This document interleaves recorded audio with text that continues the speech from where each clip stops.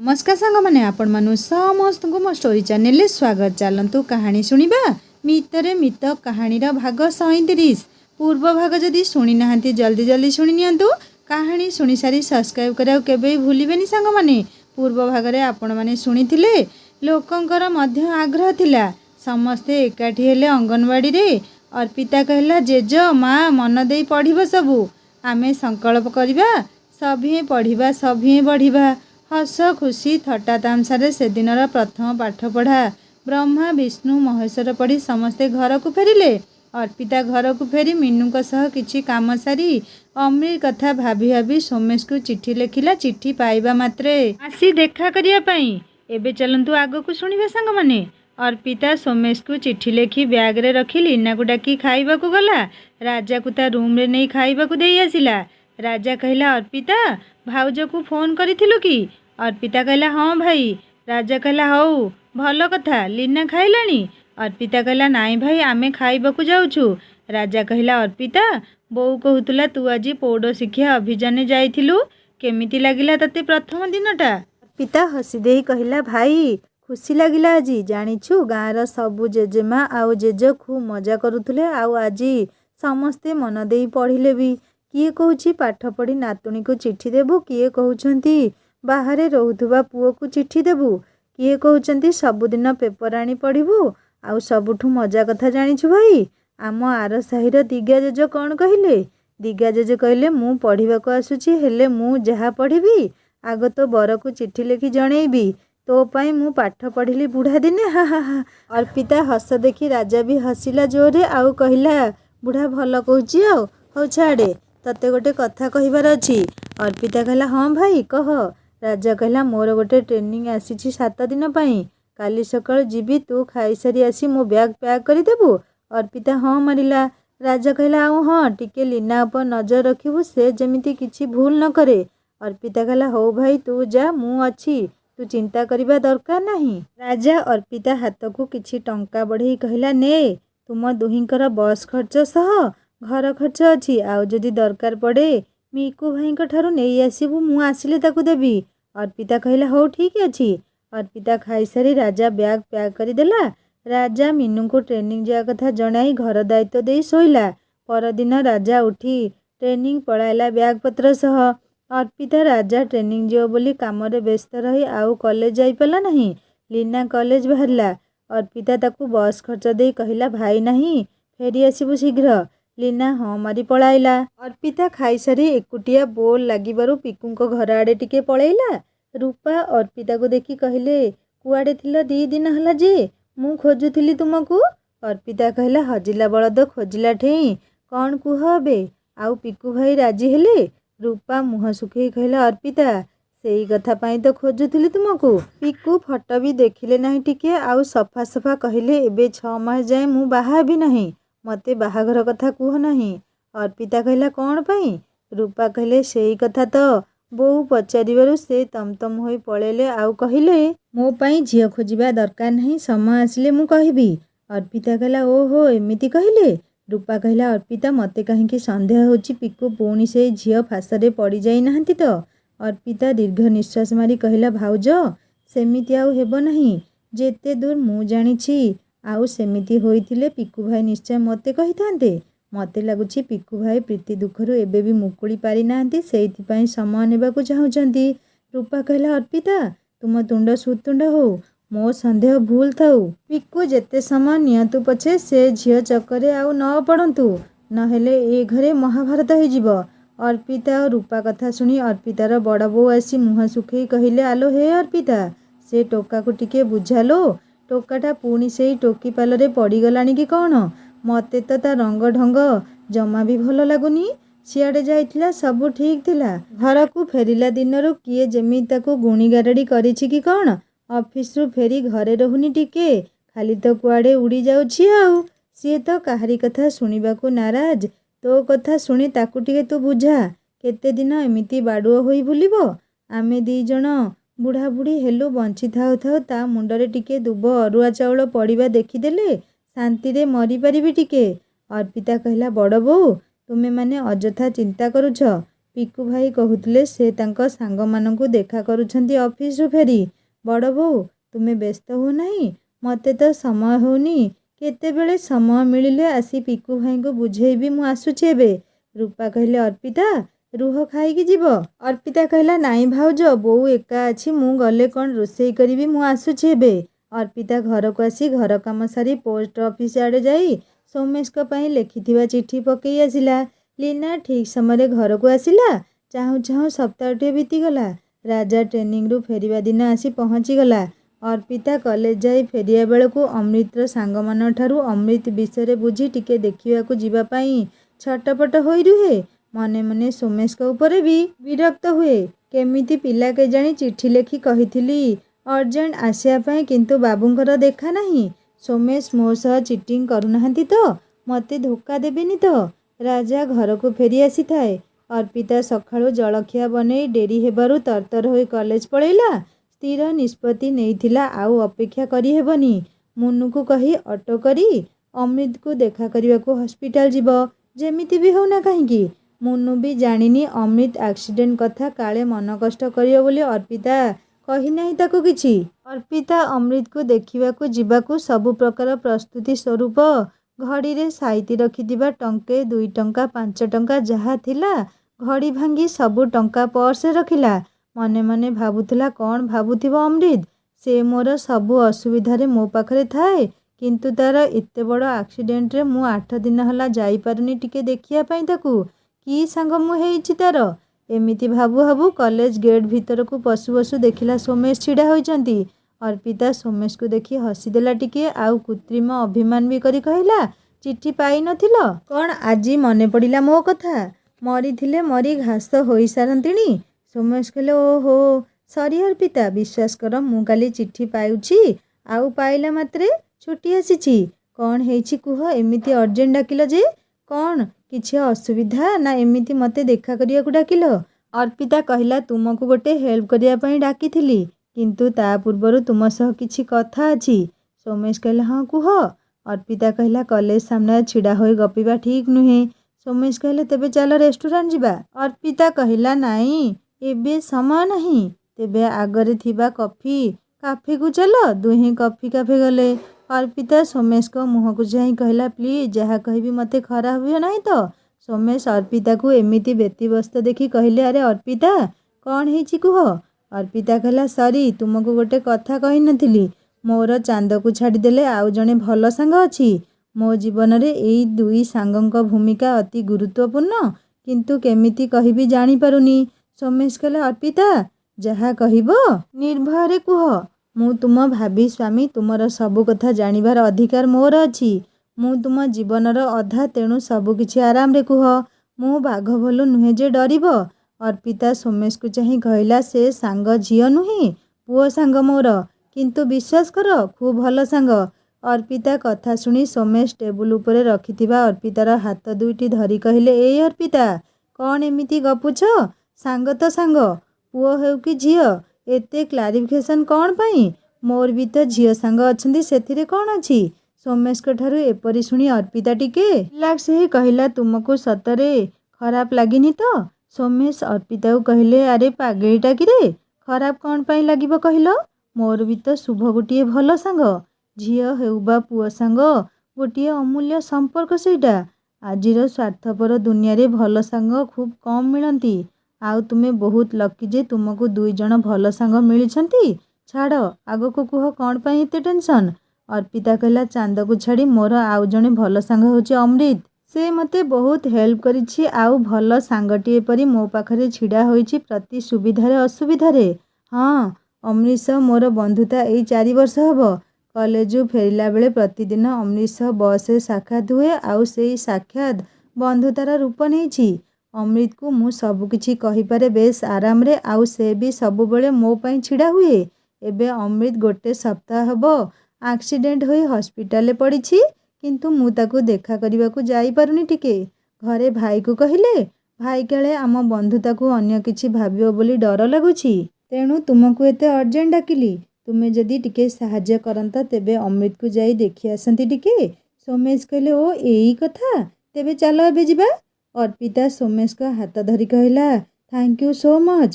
ସୋମେଶ ଅର୍ପିତା ମୁଣ୍ଡରେ ସ୍ନେହବଳା ପରଶ ଦେଇ କହିଲେ, ଥ୍ୟାଙ୍କ୍ସ କ'ଣ ପାଇଁ? ଏଥିରେ ବି ମୋ ସ୍ୱାର୍ଥ ଅଛି। ଅର୍ପିତା ଆଶ୍ଚର୍ଯ୍ୟରେ ସୋମେଶକୁ ଚାହିଁବାରୁ ସୋମେଶ କହିଲେ, ଆରେ ମୋତେ ବି ମାଗଣାରେ ଭଲ ସାଙ୍ଗ ମିଳିଯିବ ଯେ। ତୁମ ସାଙ୍ଗ କ'ଣ ମୋ ସାଙ୍ଗ ନୁହେଁ? ଅର୍ପିତା ହସିଦେଲା ମୁରୁକି ହସର ଧାର। ସୋମେଶ ଅର୍ପିତା ଅମୃତ ପାଇଁ ଫଳ ବିସ୍କୁଟ ଆଦି କିଣାକିଣି କରି ବାହାରିଲେ ହସ୍ପିଟାଲ। ମୁହଁକୁ ସମ୍ପୂର୍ଣ୍ଣ ଢାଙ୍କି ସୋମେଶଙ୍କ ପଛରେ ବସିଥିବା ଅର୍ପିତା ସୋମେଶକୁ ଚାହିଁ ଭାବିଲା, ହେ ଭଗବାନ, ମୁଁ କ'ଣ ଭାବୁଥିଲି ୟାଙ୍କ ବିଷୟରେ। ସେ କେତେ ଭଲ, ଅଥଚ ମୁଁ କ'ଣ ଯେ ଭାବିନେଲି। ସତରେ ସଂସାରରେ ସବୁ ପୁଅ ଯେ ଚିଣ୍ଟୁ ପରି ଡ୍ରାମେବାଜ ଆଉ ଧୋକେବାଜ, ଏଇଟା ମୋର ଭୁଲ ଧାରଣା। ୟାଙ୍କ ପରି ସରଳ ନିଷ୍କପଟ ପୁଅମାନଙ୍କ ପାଇଁ ତ ପ୍ରେମ ଆଜି ଅମର। ହେ ପ୍ରଭୁ, ଯେମିତି ହେଉ ମୋତେ ୟାଙ୍କଠାରୁ ଅଲଗା କର ନାହିଁ ପ୍ଲିଜ୍। ଏମିତି ଭାବୁ ଭାବୁ ସୋମେଶଙ୍କ ଗାଡ଼ି ହସ୍ପିଟାଲ ପାଖରେ ଅଟକିଗଲା। ଅର୍ପିତା ସବୁ ଜିନିଷ ଧରି ସୋମେଶଙ୍କ ସହ ଅମୃତକୁ ଦେଖିବା ପାଇଁ ହସ୍ପିଟାଲ ଭିତରକୁ ଗଲା। ଅମୃତ ପଡ଼ିଥାଏ ବେଡ୍ରେ। ଗୋଟିଏ ଗୋଡ଼ ଭାଙ୍ଗି ବ୍ୟାଣ୍ଡେଜ ହୋଇଥାଏ। ଅମୃତର ମୁହଁ ହାତ ସବୁ ଖଣ୍ଡିଆ ଖାବରା ହୋଇ ଘା ଶୁଖି ଆସିଥିଲା। ଅର୍ପିତା ଅମୃତ ପାଖରେ ଯାଇ ଛିଡ଼ା ହେଲା। ଅମୃତର ମା ଅର୍ପିତାକୁ ଦେଖି କହିଲେ, ଅର୍ପିତା ତୁ? ଅର୍ପିତା ଅମୃତର ମାଙ୍କୁ ମୁଣ୍ଡିଆ ମାରି ଫଳ ଓ ବିସ୍କୁଟ ଜରି ବଢ଼େଇ ଦେଲା ତାଙ୍କ ହାତକୁ। ଅମୃତ ଅର୍ପିତାକୁ ଚାହିଁ ହସି ଦେଇ କହିଲା, ଅର୍ପିତା ତୁମେ କେମିତି ଆସିଲ? ଅର୍ପିତା ଅମୃତର ବେଡ୍ ଉପରେ ବସି ଯାଇ କହିଲା, କେମିତି ଅଛ ଅମୃତ? ସରି, ମୋ ଆସିବାରେ ଟିକେ ଡେରି ହୋଇଗଲା। ତୁମ ଆକ୍ସିଡେଣ୍ଟ କଥା ଶୁଣି କେତେ ବ୍ୟସ୍ତ ଲାଗୁଥିଲା ତୁମେ ବୁଝିପାରିବ ନାହିଁ। ଅମୃତ ସ୍ମିତ ହସି କହିଲା, ମୁଁ ଠିକ୍ ଅଛି ଅର୍ପିତା। ଅମୃତର ବୋଉ କହିଲେ, ଅମୃତ ତୁମେମାନେ ଗପୁଥାଅ, ମୁଁ ଟିକେ ବୋତଲରେ ପାଣି ଭର୍ତ୍ତି କରି ଆଣେ। ସେ ଯିବା ପରେ ଅମୃତ ସୋମେଶଙ୍କ ମୁହଁକୁ ଚାହିଁଲା। ସୋମେଶ ଛିଡ଼ା ହୋଇଥିଲେ ଅମୃତର ବେଡ୍ ପାଖରେ। ଅମୃତ ସୋମେଶକୁ ଚାହିଁବା ଦେଖି ଅର୍ପିତା କହିଲା, ଓ ସରି ଅମୃତ, ମୁଁ ୟାଙ୍କ ସହ ଆସିଛି। ଇଏ ହେଉଛନ୍ତି ସୋମେଶ ମିଶ୍ର। ମୋ ସହ ୟାଙ୍କର ଆମ NSS କ୍ୟାମ୍ପ ବାଣୀବିହାରରେ ଦେଖା ହୋଇଥିଲା। ମୁଁ ତୁମକୁ କହିବାକୁ ଭୁଲି ଯାଇଥିଲି। ଇଏ ମାନେ ଆମେ ଦୁହେଁ। ଅମୃତ ଅର୍ପିତାକୁ ଏମିତି ଠିକ୍ରେ ପରିଚୟ ଦେଇ ନ ପାରିବା ଦେଖି କହିଲା, ଥାଉ ଅର୍ପିତା, ବୁଝିଗଲି ତୁମର ୟାଙ୍କ ପରିଚୟ ଦେବା ଦରକାର ନାହିଁ। ବହୁତ ଖୁସି ଲାଗୁଛି ତୁମ ଜୀବନରେ କେହି ତ ଆସିଛନ୍ତି। ଏହାପରେ ଅମୃତ ସୋମେଶଙ୍କ ଆଡ଼କୁ ଚାହିଁ କହିଲା, ସରି ଭାଇ, ଆପଣଙ୍କୁ ଜାଣିନଥିଲି ତ, ପ୍ରଣାମ। ସୋମେଶ ପ୍ରତି ନମସ୍କାର ଜଣାଇ କହିଲେ, କେମିତି ଅଛନ୍ତି ଅମୃତ ବାବୁ? ଅର୍ପିତା ତ ଆପଣଙ୍କୁ ଦେଖା କରିବାକୁ ମୋତେ ଏମିତି ବ୍ୟସ୍ତ ହୋଇ ଚିଠି ଲେଖିଲେ ଯେ ମୁଁ ପୁରା ଡରି ଯାଇଥିଲି। ଯାହା ହେଉ ଆପଣ ବହୁତ ବଡ଼ ଦୁର୍ଘଟଣାରୁ ବର୍ତ୍ତି ଯାଇଛନ୍ତି।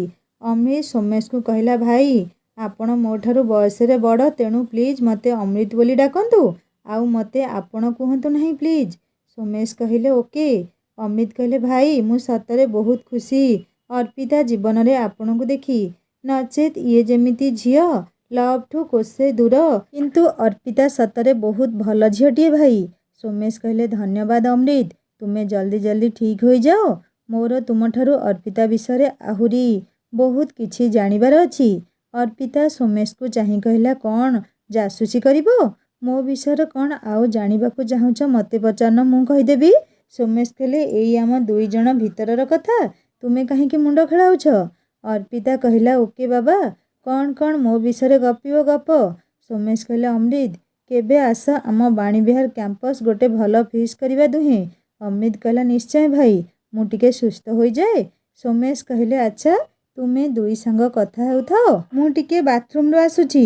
ସୋମେଶ ଯିବା ପରେ ଅମୃତ ଅର୍ପିତାକୁ ଚାହିଁ କହିଲା, ଅର୍ପିତା ତୁମ ପାଇଁ ମୁଁ ଆଜି ବହୁତ ଖୁସି।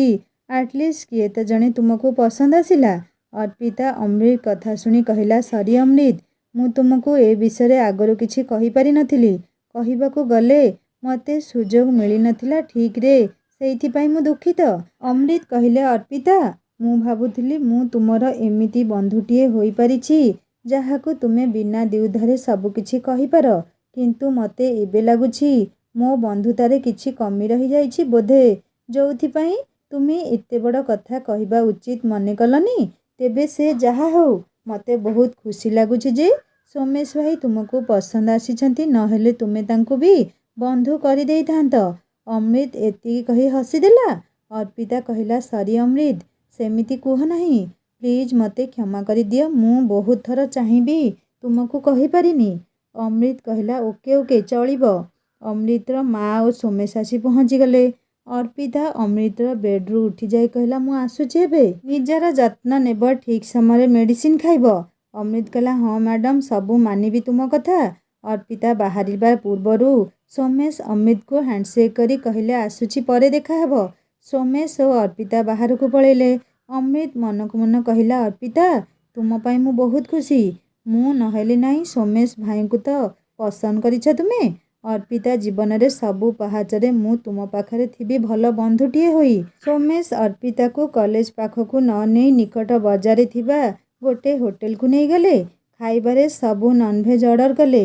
अर्पिता सोमेश को कहला प्लीज तुमे एठी बस मु आर टेबुले बसुची। सोमेश कहले कौन पाई आमे दुहे सांग होई खाइबा पेटरे मूसा दौड़लेनी मोर। अर्पिता कहला एई प्लीज तुमे खाओ मु नॉनवेज खाइनी मते घृणा लगे। सोमेश कहले अच्छा एमिति कथा मते आगरू कहिल नाही हो चल एबे एठू। अर्पिता पचाला कौन पाई सोमेश कहले अरे जोठी खाइबा सांग होई खाइबा मते एबेठारू बाबाजी दीक्षा नेबाकू पड़िबो जे। किछि बुझी न पारी अर्पिता कहला कौन पाई एमिति कहिल।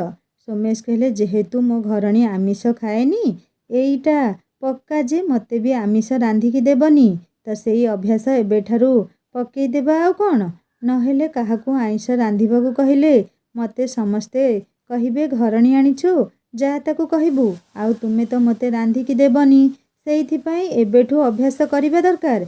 घर मोर मठ हेजिबो आउ आमे बाबाजी माताजी होई हरिनाम कीर्तन करिबा।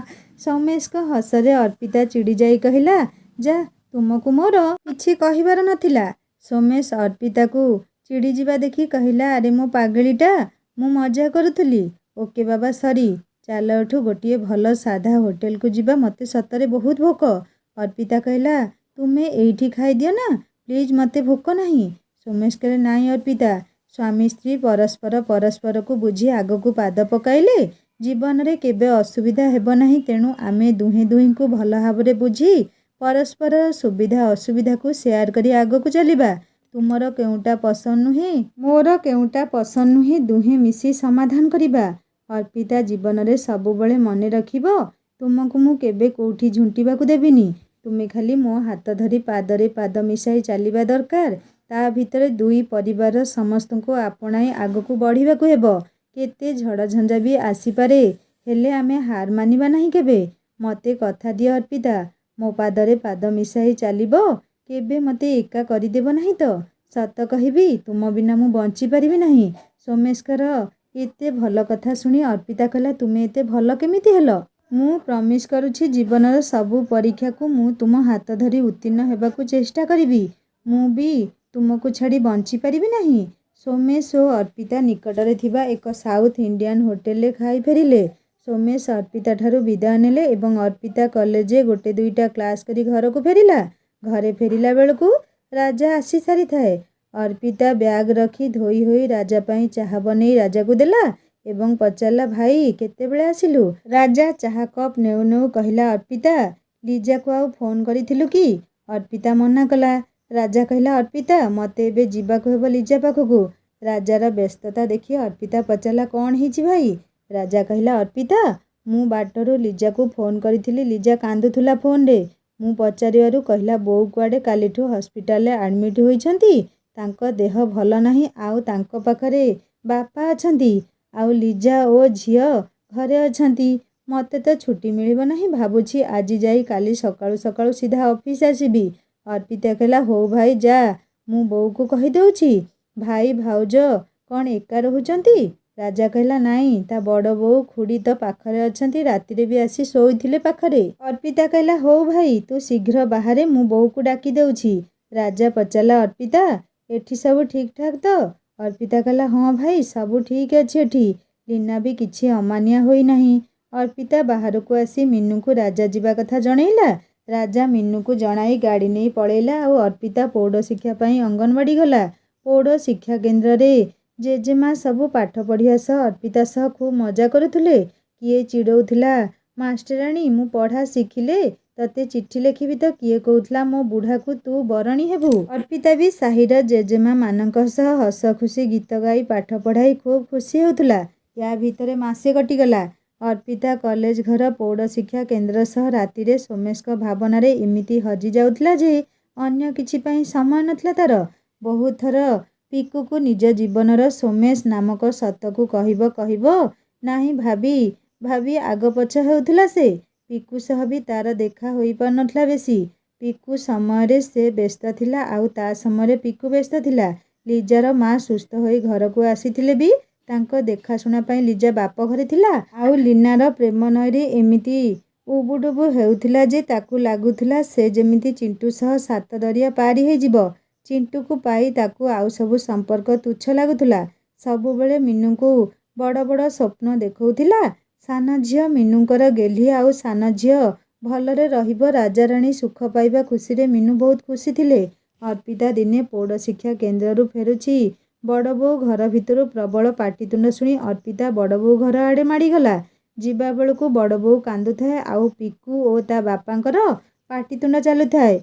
हठात पिकु भाई ता बापांकु इयाडु सियाडु कही राग तमतम होई बाइक धरी बाहर को पळेइले। अर्पिता छिड़ा होइथिला बाटरे किंतु पिकु एते रागरे थिला जे अर्पिता को देखी न देखिला परी आड़ेई होई पळाइला।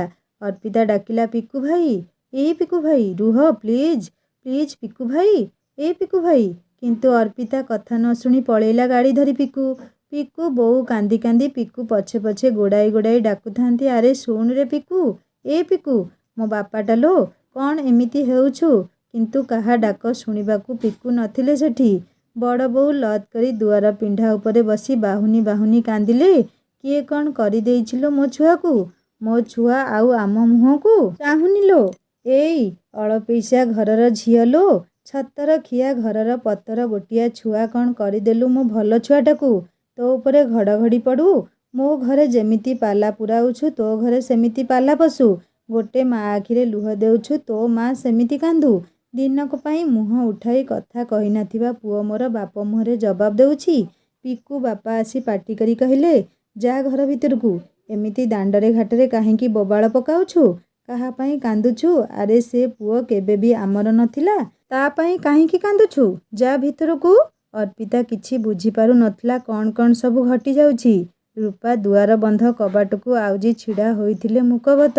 अर्पिता बड़ बापांक राग देखी ता बड़ बोकू उठाइबाकू चेष्टा करी कहिला बड़ बोऊ भितरकू चाल एठी एमिति बसी कांदेनी बड़ बापा रागुछंती परा। बड़ कष्टरे अर्पिता बड़ बोकू उठाई भितरकू नेला। बड़ बापा रागरे इयाडु सियाडु कहुतुले पिकुकू। अर्पिता पछे पछे रूपा भी गला भितरकू सासूंकू बुझासुझा कला। किछि समय परे अर्पिता परिस्थिति शांत देखी रूपा को पचाला भाउज कौन हेछि घरे एते कली झगड़ा। रूपा मुह सुखाई कहले अर्पिता जो कथा को डर थिला सेया हेछि। पिकु घरे जिद्दी करुछंती सेई झियो को मैरेज करिया पई सेथिपाई एते झगड़ा आउ बापा रागुछंती। बापांकर एका जिद्दी से झियो कस्मिन काले ए घरर बोहू हेई परिबो नाही। आउ पिकुंकर एका जिद्दी जदी बाहा हेबे केवल सेई झियो को बाहा हेबे नहले नाई सारा जीवन बाडुओ रहिजिए पछे आउ काहाकू बाहा हेबे नाही। आउ जदी किए तांको बाध्य करे तेबे से सबुदिन पई घर छाड़ी पळेइबे। रूपा एतक कहिसारी कहिले अर्पिता मु सेदिन कहूतिली ना पिकुंक स्वभाव बदलला परी लागुछि बोली किंतु तुमे विश्वास करुनथुल। अर्पिता लंबा श्वासटी छाड़ी कहिला भाउज एसबु कौन हेई जाउछि आउ केमिति हेई जाउछि मो मुंड भी किछि काम करुनी। मते लागुछि मु पागल हेई जिबि भाउज। पिकु भाई सह प्रीतिर संपर्क रे एते मात्रा रे तिक्तता खेली जाइथिला जे ताहा आउ केबे भल हबो ए आशा मोर नथिला। किंतु दुहिंक भितरे संपर्कर खिय पुणी थरे केबे ओ केमिति जोड़ी हेला मु चिंता भी करि पारुनी। पुणी पिकु भाई तांक जीवनर एते बड़ कथा मते लुचाई रखिले मु भाबी पारुनी। भाउज एई प्रश्नर उत्तर रे मो मुंडटा भी गोलमाल हेई जाउछि। जानिछ भाउज जो दिन प्रीति सह पिकु भाईर संपर्क छिड़ी जाइथिला मु पिकु भाईंक दुखरे दुखित थिले भी अंतर रे बहुत खुशी थिली। ताहा हो गोटिए मिछ संपर्करू पिकु भाई रक्षा पाईगले। किंतु भाउज आउ किछि कहि पारला नाही अर्पिता। रूपा कहिले अर्पिता बापांक जिद्दी आउ बोउंक अवस्था तो देखुछ तुमे टिके बुझाओ तांको तांको पई केते भल झियो मिलिबे। अर्पिता किछि कहिबा पूर्वरु रूपांक कथा बड़ बापांक कानरे पड़ी जाइथिला कि कौन आर घरु थाई पाटी करी कहले भल झियो एईटाकू पुणी भल झियो किए देबो ए टोका को धर्म छाड़िलाणी କାଣ୍ଡଜ୍ଞାନ ଭୁଲି ସେ ଝିଅ ପଛରେ ପାଗଳ ହେଉଛି। ଘୁଷୁରୀକୁ ପୁଣି ପାକେଲା କଦଳୀ। ବୁଝିବ ଦିନେ। ଆଉ ସେତେବେଳକୁ ନେଡ଼ିଗୁଡ଼ କହୁଣୀକୁ ଗଡ଼ି ଯାଇଥିବ। ଶ୍ୱଶୁରଙ୍କ ପାଟି ଶୁଣି ରୂପା ଚୁପ୍ ହୋଇଗଲେ। ଅର୍ପିତା କହିଲା, ଭାଉଜ ପ୍ଲିଜ୍ ଘରେ ଅଶାନ୍ତି ହେବାକୁ ଦିଅ ନାହିଁ। ମୁଁ ଆସିବି ରାତିରେ ପିକୁ ଭାଇଙ୍କ ସହ କଥା ହେବି। ମୋତେ ବି କିଛି ଭଲ ଲାଗୁନି ଭାଉଜ। ହଉ ମୁଁ ଆସୁଛି ଏବେ। ଅର୍ପିତା ଆସିବା ପରେ ରୂପା ଶାଶୁଙ୍କୁ ବୁଝାବୁଝି କରି କନ୍ଦାକନ୍ଦି ନ କରିବାକୁ କହିଲା। ଘରେ ସମସ୍ତେ ଯିଏ ଯେଝା ବାଟରେ ଗୁମସୁମ୍ ରହିଲେ। ଅର୍ପିତା ଘରକୁ ଆସି ସିଧା ଲୀନା ପାଖକୁ ଗଲା। ଲୀନା ବସି ଟିଭି ଦେଖୁଥାଏ। ଅର୍ପିତା ଲୀନାକୁ ସିଧା ପଚାରିଲା, ଲୀନା, ପିକୁ ଭାଇଙ୍କ ସହ ପ୍ରୀତିର ସମ୍ପର୍କରେ ତୋର କିଛି ଭୂମିକା ଅଛି କି? ଲୀନା କହିଲା, ଦିଦି ମୋତେ ଏସବୁ ପ୍ରଶ୍ନ କାହିଁକି ପଚାରୁଛୁ? ତୁ ତ ସବୁ ଜାଣିଥିଲୁ। ପିକୁ ଭାଇ ତୋତେ ସବୁ କୁହନ୍ତି ନା, ମୋତେ କ'ଣ ପଚାରୁଛୁ? ଅର୍ପିତା କହିଲା, ଲୀନା ପ୍ଲିଜ୍ ଯେତିକି ପଚାରିଲି ସେତିକି କହ, ମୋତେ ଅଯଥା କଥା କହ ନାହିଁ। ପିକୁ ଭାଇ ଆଉ ପ୍ରୀତି ସମ୍ପର୍କରେ ତ ଏତେ ବଡ଼ ଫାଟ ସୃଷ୍ଟି ହୋଇଥିଲା, କିନ୍ତୁ ପିକୁ ଭାଇ ଏତେ ଦୂରରେ ରହୁଥିବା ବେଳେ ଦୁହିଁଙ୍କ ଭିତରେ ପୁଣି କେମିତି ସମ୍ପର୍କ ସୃଷ୍ଟି ହେଲା? ଲୀନା ଉଠି ଯାଉ ଯାଉ କହିଲା, ମୁଁ କେମିତି ଜାଣିବି? ଅର୍ପିତା କହିଲା, ଲୀନା ତୁ ପ୍ରୀତି ସହ ଏତେ ସମୟ ଧରି କ'ଣ ଗପୁ? ତୋ ସହ ତାର କ'ଣ କଥା ଥାଏ? ମୋତେ କାହିଁକି ଲାଗୁଛି ତୁ ହିଁ ଦୁହିଁଙ୍କ ସମ୍ପର୍କର ସୂତାଖିଅ ଯୋଡ଼ିବାରେ ସାହାଯ୍ୟ କରିଛୁ। ପ୍ଲିଜ୍ ଲୀନା ମୋତେ ସତ କହ। ଦେଖିବୁ ଚାଲ ବଡ଼ ବୋଉ ଘରେ କେତେ ପାଲା ଚାଲୁଛି ସେ ପ୍ରୀତିକୁ ନେଇ। ପ୍ରୀତି ତ ମୋତେ ପିକୁ ଭାଇଙ୍କ ଆଡ୍ରେସ୍ ଓ ନମ୍ବର ମାଗୁଥିଲା ସେତେବେଳେ, ହେଲେ ମୁଁ ତାକୁ ଦେଇନଥିଲି। ଜାଣି କାହିଁକି ନା ମୁଁ ଚାହୁଁଥିଲି ଯେ ପ୍ରୀତି ଆଉ ପିକୁ ଭାଇଙ୍କ ଜୀବନକୁ ନ ଫେରୁ। ତେବେ ପିକୁ ଭାଇଙ୍କ ଆଡ୍ରେସ୍ କିଏ ଦେଲା ପ୍ରୀତିକୁ? ନିଶ୍ଚୟ ତୁ ଦେଇଥିବୁ। ସେଥିପାଇଁ ବୋଧେ ତୋ ସହ ତାର ସମ୍ପର୍କ ଆଜିକାଲି ବହୁତ ବଢ଼ିଯାଇଛି। ଲୀନା କିଛି ନ କହି ସେଠାରୁ ପଳେଇଲା ରୋଷେଇ ଘରକୁ ମିନୁଙ୍କ ପାଖକୁ। ଅର୍ପିତା ଲୀନାଠାରୁ ଉତ୍ତର ନ ପାଇ ଆଉ କିଛି ଅଧିକା ପଚାରିଲା ନାହିଁ। ଅର୍ପିତା ଚୁପଚାପ ରୋଷେଇ ଘରକୁ ଯାଇ ମିନୁକୁ ପଚାରିଲା, ବୋଉ କିଛି କାମ ଅଛି କି? ମିନୁ କହିଲେ, ନାଇଁ ସବୁ ସରିଯାଇଛି, ତୁ ଯାଇ ପଢ଼। ଅର୍ପିତା ରୁମ୍କୁ ଆସି ପଢ଼ିବାକୁ ବସିଲା, କିନ୍ତୁ ପଢ଼ିପାରିଲା ନାହିଁ। ତାକୁ ଭଲ ଲାଗୁନଥିଲା କିଛି। ପିକୁ ପାଇଁ ଘର ଭିତରେ ଏକଡ଼ ସେକଡ଼ ହୋଇ ବସିଲା ଖଟ ଉପରେ। ପିକୁ କଥା ଭାବି ତା ମୁଣ୍ଡ କିଛି କାମ କରୁନଥାଏ। ବସି ଭାବୁଥାଏ, ନିଶ୍ଚୟ ପିକୁ ଭାଇ ଆଉ ପ୍ରୀତି ମଧ୍ୟରେ ସମ୍ପର୍କ ଗଢ଼ିବାରେ ଲୀନାର ଭୂମିକା ଅଛି। ଲୀନା ଯଦି ଏମିତି କରିଥାଏ ତେବେ ନିଶ୍ଚୟ ଭୁଲ କରିଛି। ନିଜେ ତ ଚିଣ୍ଟୁ ପରି ପିଲାକୁ ବାଛି ଭୁଲ ଠିକ୍ ଜାଣିପାରୁନି, ସେଥିରେ ପୁଣି ପ୍ରୀତି ଭଳି ପିଲା। ହେ ଭଗବାନ, ମୁଁ ପାଗଳି ହେଇଯିବି ଏତେ ସବୁ ଅଳିଆ ଝାମେଲାରେ ଛନ୍ଦି ହୋଇ। ପିକୁ ଭାଇ ବି କେମିତି ପ୍ରୀତିକୁ କ୍ଷମା କରିପାରିଲେ ଯେ? ଏମିତି ଅନେକ କିଛି ଭାବୁ ଅର୍ପିତା ବହିଥାକ ଭିତରୁ ଗୋଟିଏ ବହି କାଢ଼ି ପଢ଼ିବାକୁ ଚେଷ୍ଟା କରିଲା, କିନ୍ତୁ ପଢ଼ିପାରିଲା ନାହିଁ। ଚୁପଚାପ ମୁଣ୍ଡ ତଳ କରି ବସିଥାଏ। ମିନୁ ଆସି କହିଲେ, ଆରେ ଅର୍ପିତା, ତତେ କହିବାକୁ ଭୁଲି ଯାଇଥିଲି। ଦେଖିଲୁ ଆଲମିରା ଖୋଜୁ ସାଙ୍ଗମାନେ ମିନୁ ଆଲମିରାରୁ କ'ଣ ଏମିତି ପାଇଥିଲେ ଯେ ଅର୍ପିତାକୁ ଦେଲା ପରେ ଅର୍ପିତା ଖୁସିରେ ନାଚି ଖୁସିରେ କାନ୍ଦି ବି ପକେଇଲା। ତାହା ଜାଣିବା ଏହି କାହାଣୀର ଭାଗ 38ରେ। କାହାଣୀ କେମିତି ଲାଗିଲା ମୋତେ କମେଣ୍ଟ କରି ଜଣାଇବେ। ଯଦି ଭଲ ଲାଗିଥାଏ ସବସ୍କ୍ରାଇବ୍ କରି ବେଲ୍ ଆଇକନ୍ ଦବାଇଦେବେ। ହିନ୍ଦୀ ଷ୍ଟୋରି ଚ୍ୟାନେଲକୁ ଭିଜିଟ୍ କରନ୍ତୁ। ଏହି କାହାଣୀର ଡେସ୍କ୍ରିପସନରେ ଲିଙ୍କ ଦେଇଦେଇଛି। କାହାଣୀ ଶୁଣିସାରି ସବସ୍କ୍ରାଇବ୍ କରିବାକୁ କେବେ ଭୁଲେନି। ରହୁଛି, ନମସ୍କାର, ଜୟ ଜଗନ୍ନାଥ।